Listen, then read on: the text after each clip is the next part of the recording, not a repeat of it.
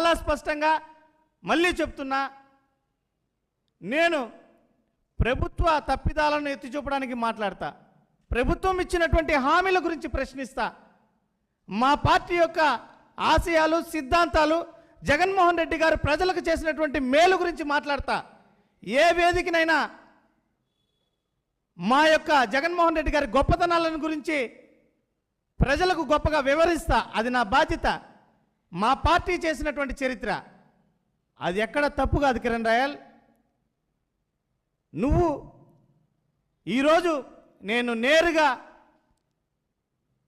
మీ యొక్క నాయకుడు పవన్ కళ్యాణ్ గారిని ఆయన యొక్క ప్రజా వ్యతిరేక విధానాలన్నీ ప్రతిరోజు విమర్శిస్తున్నాననేటువంటి నెపంతో మొన్న ఒక మహిళ దగ్గర పోయి కంప్లైంట్ ఇప్పించావు. పసుపులేటి సురేష్ నా దగ్గర అవి చేశాడు ఇవి చేశాడని. ఇంతవరకు ఆ కంప్లైంట్ ఏమైంది కిరణ్ రాయల్? నన్ను అరెస్ట్ చేయించవచ్చు కదా, నన్ను ఎత్తి జైలుకు పంపించవచ్చు కదా. ఇంతవరకు ఆ కేసు ఏమైందో కూడా తెలియదు. మళ్ళీ మొన్నొచ్చి మార్ఫింగ్ ఫోటోలు, మార్ఫింగ్కి పాల్పడుతున్నాడు ఇతను, అసభ్యకరమైనటువంటి పనులు చేస్తున్నాడు అని కంప్లైంట్ నేరుగా నువ్వే పోయొచ్చావు. పోయి ఆ విచారణకు హాజరయ్యా, నా వివరణ ఇచ్చా.